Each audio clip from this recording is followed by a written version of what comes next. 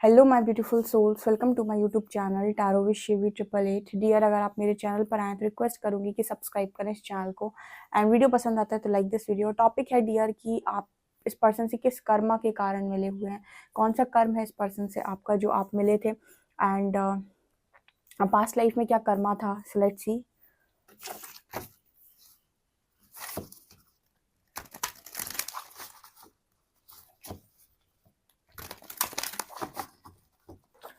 Please guide कीजिए angels, मेरे जो व्यूअर्स हैं वो अपने पार्टनर से किस कर्म के द्वारा मिले हैं या कौन सा कर्मा इन्हें पे करना था। Please guide me.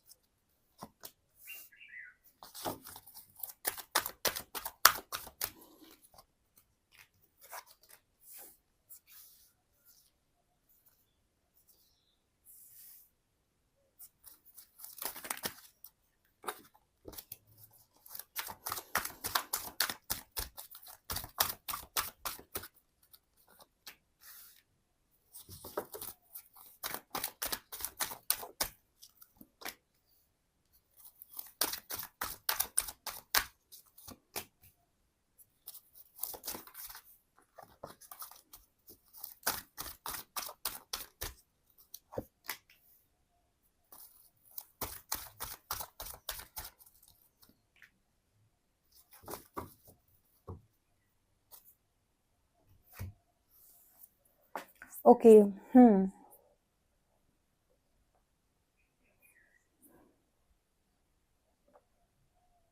देखिए, मुझे यहाँ पर ये नज़र आता है गाइस कि आप में से काफ़ी सारे लोग अपनी लाइफ के अंदर इस तरीके की ज़िंदगी को जिए हैं जहाँ पर वो चीज़ों को डिसाइड नहीं करते। ठीक है, इनडिसाइसिव मोड पर रहते हैं। आपका जो काम है ना, वो करने का तरीका कुछ ऐसा है कि आप चीज़ों को डिसाइड ही नहीं कर पाते हो कि मैं क्या करूँ, मैं ये करूँ कि मैं ये करूँ। और बहुत ही ज़्यादा आप हमेशा इंडिसाइसिव मोड पर रहते हैं। ठीक है, आपको समझ ही में नहीं आता है कि आपके लिए कौन सा पाथ सही है, आपको कौन सा काम करना चाहिए, किस काम को करने के लिए आप बने हुए हो। तो सबसे पहले तो मुझे ये नज़र आता है कि ये पर्सन आपको मिले थे ये बताने के लिए किस काम को करने के लिए आप बने हुए हैं। मुझे लगता है कि इस पर्सन के आने के बाद आपका जो करियर है वो बना होगा, या फिर आप इनके बाद आने के बाद ही आप अपना करियर बनाया होगा। तो सबसे ज़्यादा मकसद जो इस पर्सन का आपकी लाइफ के अंदर आने का था वो था कि आपको आपके करियर तक पहुँचाएं। जैसे कुछ लोग होंगे जो अपनी लाइफ में कुछ और करना चाहते होंगे, पर इस पर्सन के आने के बाद वो कुछ और कर रहे हैं, वो कहीं और से अर्निंग कर रहे हैं। कहीं ना कहीं फाइनेंशियल कंस्ट्रेंट्स का कार्ड है। देखिए, ये पर्सन जब आपकी लाइफ के अंदर आए, हो सकता है उस वक्त आप कुछ ना कमाते हो, या फिर आपकी लाइफ में आपके पास कोई मनी ना हो, या अर्निंग का सोर्स ना हो, या फिर आप कोडिपेंडेंट हो। बट इस पर्सन के आने के बाद आपकी कोडिपेंडेंसी खत्म हुई है और आपकी वर्क एरिया में हीलिंग हुई है और आपने कमाना स्टार्ट किया है, आपने गेन करना स्टार्ट किया है। ये पर्सन चाहते थे कि मतलब इस पर्सन का जो सोल कॉन्ट्रैक्ट है वो कुछ ऐसा हो सकता है कि आप अपनी लाइफ के अंदर अपने पर्पस को फाइंड करें। मुझे बहुत सारे लोगों के लिए ये मैसेज मिल रहा है कि इस पर्सन का जो सबसे इम्पोर्टेंट रोल है आपकी लाइफ के अंदर वो ये है कि आपको आपके पर्पस से मिलाए। यू नो वॉट, कोई भी आपसे पूछे कि आपकी ज़िंदगी सफल हुई है या नहीं, या फिर आपको ज़िंदगी में कुछ मिला है कि नहीं, तो यहाँ पर ना इम्पॉर्टेंट, इस सवाल का इम्पॉर्टेंट जवाब ये नहीं है कि आपने कितनी ज़्यादा सुख की प्राप्ति करी पूरे ज़िंदगी भर। ठीक है, और आपने कितनी सुखी जीवन को जिया। ठीक है, इम्पॉर्टेंट ये है कि जिस काम को करने के लिए आप आए थे क्या आपने वो किया।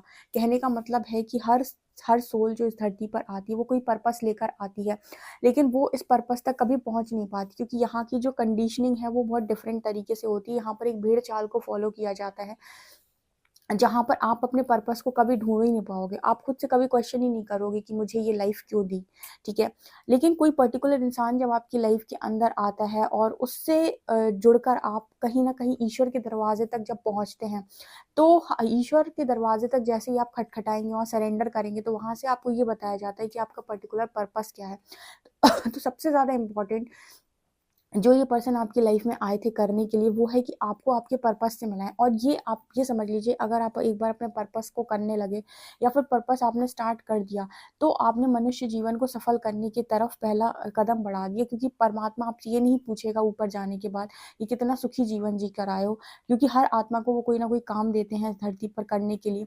और जब तक वो अपना पर्पस कंप्लीट नहीं करती, वो ऐसे ही ऐसे डेथ रीबर्थ डेथ की साइकिल में घूमती रहती है। ठीक है।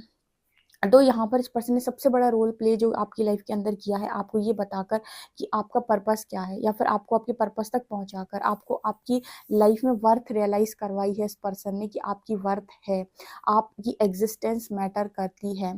ठीक है। अब इनडायरेक्टली या डायरेक्टली, लेकिन आपको इस पर्सन के थ्रू ही ये रियलाइज हुआ है। सो आप मुझे कॉमेंट सेक्शन में लिखिएगा। नेक्स्ट है गाइस कि आपको वुमेन होल्डिंग अ हार्ट। देखिए, प्रेम की जो शक्ति होती है, जिसे हम कहते हैं पावर ऑफ लव, तो इस इंसान ने ना हमेशा उसको बहुत नीचे गिराया। स्पेशली कलयुगी ने तो बहुत, मतलब ये कलयुग जो चल रहा है, इसने बहुत नीचे गिरा दिया है। ये कहता है कि लव जैसा कुछ होता नहीं है, अट्रैक्शन है, ये है, लव के नाम पे धोखा है, ऐसा है, वैसा है, फिजिकल अट्रैक्शन, लस्ट है। लेकिन आपको शायद नहीं पता कि प्रेम ही ईश्वर है। मतलब प्रेम इतना पवित्र है कि ईश्वर की पवित्रता के बराबर होती है वो। ठीक है। लेकिन आज के टाइम में, क्योंकि आप लस्ट से भरे हो, अट्रैक्शन से भरे हो, आपके अंदर वासनाएं हैं, इच्छाएं हैं, डिजायर्स हैं, तो आपने इसको जो कंपेयर किया ना, बहुत छोटे और निचले स्तर से कर दिया है। ठीक है। जबकि जो लव है, उसकी जो पावर है वो बहुत, आप देखिए लव का वाइब्रेशन बहुत हाई है। एनलाइटनमेंट के दो तीन आपको, एनलाइटनमेंट, पीस और लव, ये आपको ऊपर ही मिलेंगे। ठीक है, वाइब्रेशनल चार्ट में। लेकिन लव कौन सा लव? Unconditional love. ठीक है। तो जो अनकंडीशनल लव में आना सीख जाते हैं ना, जिसका हार्ट चक्र पूरी तरीके से हील हो जाता है, ओपन हो जाता है, वो अपनी लाइफ के अंदर चीज़ों को क्रिएट करने लग जाता है। जब आपका हार्ट चक्र हील हो जाता है, तो आप अपनी लाइफ में बहुत अच्छे मैजिशियन बन सकते हो। ठीक है। क्योंकि कहीं ना कहीं हमारी लाइफ में जो ब्लॉकेज क्रिएट होते हैं, वो हमारी खुद की वजह से होते हैं। जैसे हमने किसी को ब्लेमिंग एनर्जी सेंड कर दी, तो हमारी मैनिफेस्टेशन में ब्लॉक पड़ गया। ठीक है। तो यहाँ पर मैजिशियन का कार्ड है। जैसे नजर आता है कि यहाँ पर आप हैं जो लोगों को ये समझा सकते हैं कि पावर ऑफ लव होता क्या है। यानी कि आपको खुद भी यूनिवर्स ने इस पर्सन के थ्रू ये समझाने की कोशिश की है कि पावर ऑफ लव क्या है। मतलब एक क्रिएटर बन सकते हैं आप अपनी लाइफ के, अगर आप लव को सही तरीके से यूज करें। अब लव का मतलब ये नहीं होता है कि आपको आपका पार्टनर मिल गया और शादी होगी। लव का मतलब होता है अ, त्याग, तपस्या, भक्ति। ठीक है। निस्वार्थ प्रेम। ठीक है। और तप, यू नो बहुत सारी चीज़ें इसमें बताई हैं। इंतज़ार, प्रतीक्षा। ठीक है। ये सारी चीज़ें यूनिवर्स ने जिस तरीके से बताई हैं, तो यहाँ पर ऐसा नज़र आता है कि जो इन सारी चीज़ों को समझता है बहुत अच्छे से, वो अपनी लाइफ में क्रिएटर बन सकता है। तो यहाँ पर ये पर्सन आपको ये भी मिले थे समझाने के लिए कि ट्रू लव का मीनिंग क्या होता है। ट्रू लव कभी भी थोपता नहीं है कि तुम मेरे हो, यानी वो कभी अपना हक भी एक तरीके से नहीं जताता है। ट्रू लव जो होता है ना, वो सामने वाले की खुशी पर निर्भर करता है कि अगर तुम्हारी खुशी है तो मैं तुम्हारी खुशी में राजी। ठीक है। और कहीं ना कहीं जो इस तरीके का लव करना सीख जाता है, वो अपनी लाइफ में बहुत ऊपर निकल जाता है, बहुत ज्यादा, क्योंकि कहीं ना कहीं ईश्वर को बहुत खुश कर लेगा वो अपनी चीजों से। तो ये चीज मुझे यहाँ पर नजर आ रही है। यहाँ पर ये भी कार्ड है गाइस के केयरिंग कनेक्शन एडजेसेंट पॉसिबिलिटीज। लोगों को आज के टाइम में एक भ्रम रहता है कि तुम नहीं मिले तो मुझे दूसरा मिल जाएगा, दूसरा नहीं मिला तो तीसरा मिल जाएगा। तो यहाँ पर जो पॉसिबिलिटीज लोगों ने लगा रखी है ना, जैसे आपको पर्टिकुलर कोई एग्जाम निकालना होता है ना, तो आप बहुत पढ़ाई करते हो क्या, क्योंकि आपको पता है कि पढ़ाई नहीं करूंगा तो मेरा कोई एग्जाम नहीं निकलेगा, तो मेरी जॉब नहीं लगेगी। लेकिन लव के मामले में इंसान को लगता है क्या ही टेस्ट क्रॉस करने हैं। ठीक है, लव तो ऐसे ही मिल जाएगा, एक नहीं तो दूसरा सही, भगवान किसी ना किसी को तो दे ही देगा। लेकिन उनको नहीं पता है कि लव में भी तो बहुत टेस्टिंग होती है। तुमको क्या पता है, इस टाइम में जो अवेकनिंग का जो रियल प्रोसेस चल रहा है ना, वो इसीलिए चल रहा है क्योंकि लोगों ने लव को बहुत नीचे गिरा दिया, स्तर उसका इतना गिरा दिया है कि यूनिवर्स को लग रहा है कि अच्छा, मतलब लव में कोई टेस्टिंग ही नहीं होती। मतलब तुम्हें तो ऐसा लग रहा है कि ये तो फ्री की चीज है, तुम्हें कभी भी मिल जाएगी, तुम चाहे सी बर्बादी करो। ठीक है। तो यहाँ पर ये रियलाइज करवाने के लिए आपको कि आप कैसे पहचानते हैं कि जब भी आपके पास बहुत सारे ऑप्शंस होते हैं और उन ऑप्शंस में रियल ट्रू लव एक्चुअली में होता क्या है, ये आप रियलाइज करें। ये आप भी रियलाइज करें और जिनके साथ आप डील कर रहे हैं वो भी रियलाइज करें। ठीक है। Also happy family and attachment. यहाँ पर एक चीज और है, हो सकता है इस पर्सन के साथ आपकी मैरिज डेस्टाइंड हो, लेकिन ये पर्सन आपको ये भी सिखाएंगे समय समय पर कि कोई भी चीज कितनी भी आपको पसंद क्यों ना हो, उसके साथ अटैचमेंट नहीं रखने का। जब भी आपकी लाइफ में आपका दार कार का गुरु होता है, यानी देव गुरु बृहस्पति हैं, यानी आपका जो भी पार्टनर होगा वो स्पिरिचुअल होगा, पहली बात बहुत ज्यादा। और उसी के साथ आपको इस तरीके की लर्निंग मिल सकती है कि जो आपको आपके अस्तित्व से मिलाए, फिर आपको आपकी हाई अनकंडीशनल लव तक लेकर जाए। उसके बाद आपको ये भी सिखा दे कि सही इंसान को पहचानते कैसे हैं, आप पहचान कैसे करते हैं, आपको अबंडेंस क्रिएट करना सिखा दे। और चौथी पांचवी चीज़ जो आपको ये भी सिखा दे कि आपकी लाइफ में कितनी भी खुशियाँ क्यों ना हो, उनके साथ अटैचमेंट नहीं रखी जाती, क्योंकि सत्य यही है कि कुछ भी परमानेंट नहीं है। तो इन सारी चीज़ों के लिए पर्सन आपसे मिले हैं, ठीक है। ये स्ट्रॉन्ग सोल कॉन्ट्रैक्ट है आपका इस पर्सन के साथ, ठीक है। ये चीज़ मुझे नज़र आ रही है, मुझे ऐसा भी लग रहा है कि इस पर्सन के साथ आपका जो कनेक्शन है वो बहुत ही ज़्यादा ब्यूटीफुल है, ठीक है। इस लाइफ टाइम में तो आप दोनों का कर्मा कुछ इसी तरीके से बात कर रहा है। और देखते हैं हम।